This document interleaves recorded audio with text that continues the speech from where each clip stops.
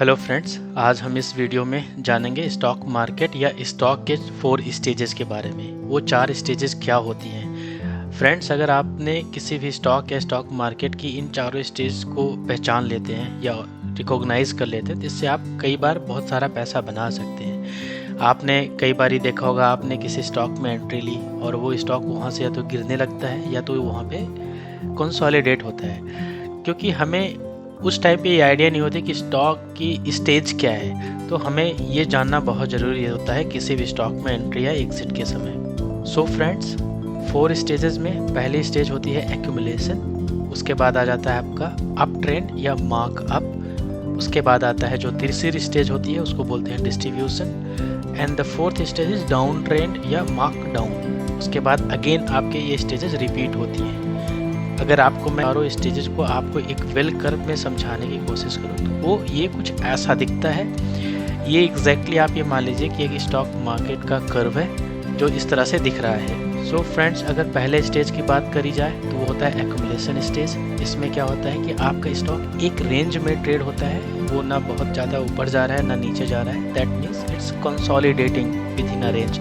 अगर आपने कुछ 1 साल पीछे देखा होगा तो उसमें अभी ITC थी एक कंपनी जो अभी वो रेंज बाउंड या कंसोलिडेशन स्टेज में चल रही थी। अगर अभी आप करंट की बात करते हैं तो HDFC बैंक जो एक कंसोलिडेशन फेज़ में है। तो अगर आपका स्टॉक कंसोलिडेशन फेज़ में आप वहाँ पे एंट्री लेते हैं तो हो सकता है आप वहाँ से प्रॉफिट ना निकाल पाए। तो ऐसे में हमें ये बहुत देखना ज़्यादा ज़रूरी हो जाता है कि अभी इसमें एंट्री लेने का सही टाइम है या नहीं है। आप इसको केवल एक बेल कर्व या चार्ट के थ्रू नहीं देख सकते, इसमें इसके अलावा भी जैसे आपने कुछ मोमेंटम इंडिकेटर्स यूज करके देखा जा सकता है, वो हम आगे वाले कुछ वीडियोस में बात करेंगे। सो फ्रेंड्स, एक्यूमुलेशन स्टेज के बाद आता है आपका अप ट्रेंड या मार्कअप स्टेज। सबसे अच्छा स्टेज ये होता है पैसा बनाने के लिए। ये स्टेज एक्यूमुलेशन स्टेज के ब्रेकआउट के बाद होता है। तो फ्रेंड्स, इसमें हम देख सकते हैं अगर कहीं पे ब्रेकआउट हो रहा है किसी स्टॉक में after accumulation, we can take a position and go long into that stock. यहाँ पे आप शॉर्ट नहीं करना, क्योंकि इसमें ये माना जाता है कि स्टॉक हमेशा ऊपर जाएगा। इसी में ही अप ट्रेंड में एक एक्स्ट्रा स्टेज आ जाता है जिसका होता है एक्सेस स्टेज। उसका फ्रेंड्स हम आगे चल के किसी वीडियो में बात करेंगे कि वो स्टेज कब आता है और कैसे उससे हम बच सकते हैं, उसको कैसे ट्रेड कर सकते हैं।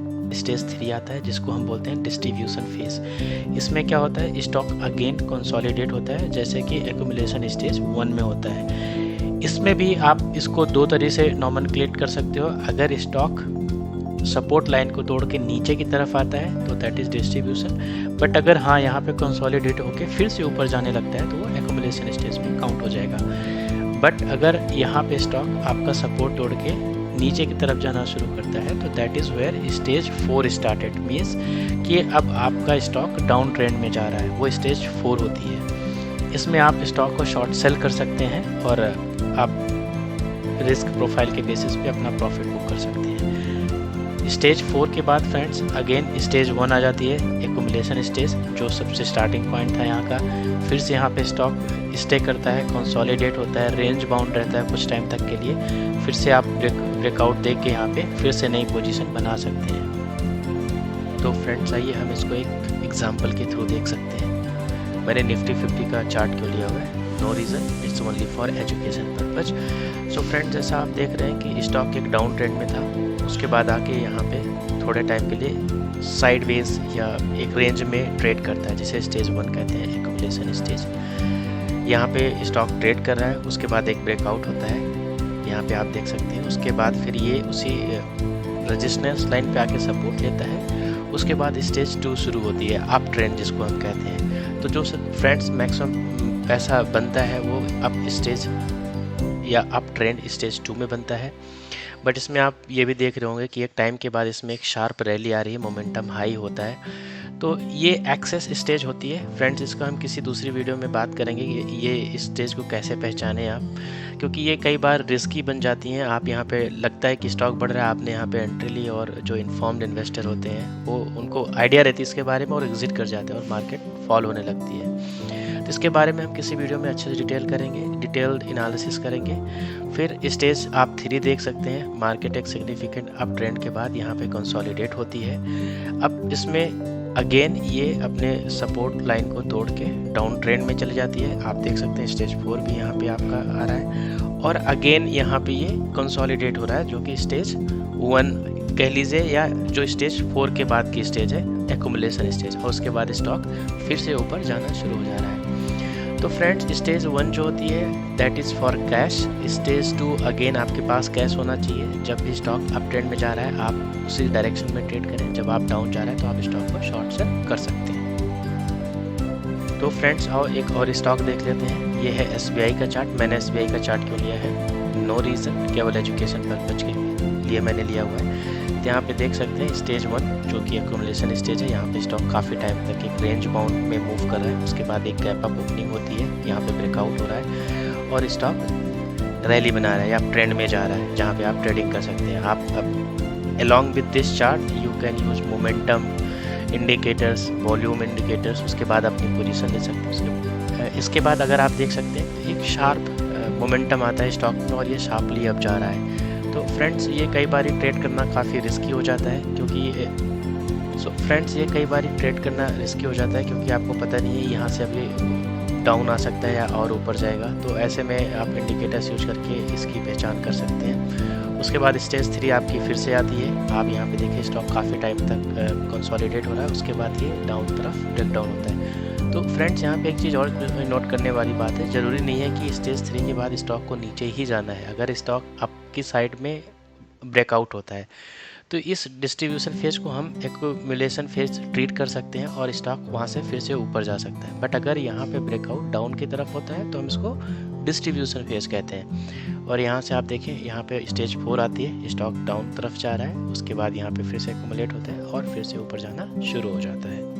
सो फ्रेंड्स ये हमने बात करी 4 stages of stock market, but हमारी क्या स्ट्रेटजीज रहेंगी इन चारों स्टेज की ट्रेडिंग के लिए। तो फ्रेंड्स फर्स्ट आप कोई भी स्टॉक अगर चूज़ करते हैं तो उसको 4 स्टेज में पहले आप डिवाइड कर लें। Stage 1 accumulation, up trend, stage 2 up, stage 3 distribution phase, stage 4 down trend phase. उसके बाद आप देख लें कि अगर जो आपका स्टॉक है वो एक्यूमुलेशन फेज में ब्रेकआउट के आसपास है या वहाँ पे ब्रेकआउट होने वाला है। यस, अगर वहाँ पे ब्रेकआउट होता है तो आप अपनी पोजीशन ले सकते हैं based on other technical indicators. So friends अगर आपका स्टॉक अप ट्रेंड में है यानी कि स्टेज 2 में है तो उस टाइम पे आप स्टॉक को शॉर्ट सेल ना करें, आप ट्रेड की डायरेक्शन में ही ट्रेड करें। आप उसको शॉर्ट सेल करेंगे तो आपको लॉस हो सकता है। उसके बाद फ्रेंड्स स्टेज 3 आती है डिस्ट्रीब्यूशन फेज। इसमें आप फ्रेंड्स ब्रेकआउट का वेट करें कि स्टॉक अप साइड में ब्रेकआउट हो रहा है या डाउन साइड में ब्रेकआउट हो रहा है। अगर डाउन साइड में ब्रेकआउट होता है तो आप यहाँ पे शॉर्ट सेल कर सकते हैं स्टॉक को। और इस टाइम पे आपके पास कैश होना चाहिए। तो 2 स्टेज है, स्टेज 1 एंड स्टेज 3 में आप कैश के साथ रेडी रहें। आप जब भी देखें जिस डायरेक्शन में ब्रेकआउट हो रहा है आप उस डायरेक्शन में अपनी पोजिशन ले सकते हैं। सो फ्रेंड्स ये तो थी strategy how to trade these 4 stages. So friends what are the key takeaways from this video. So friends जैसा आप जानते हैं कोई भी मार्केट हो या कोई भी बिजनेस होते हैं they all are cyclic in nature. उनमें एक साइकिल आती है और वो साइकिल जो है इन 4 स्टेजेस से होके हमेशा गुजरती है। तो ये एक स्ट्रेटजी या आप कह लीजिए या आप ये कह लीजिए कि ये एक way of trading the stock है कि आप इस पर फोकस करें। उसके बाद देखें आप इन चारों स्टेजेस को अपने स्टॉक में एनालाइज करें कि कौन सा स्टेज अभी स्टॉक में चल रहा है, is it right time to take entry into it और नॉट। उसके हिसाब से ही आप अपनी पोजीशन स्टॉक में लें। आशा करता हूँ friends you have got some idea about these 4 stages in this video. If you like this video please share and subscribe my channel.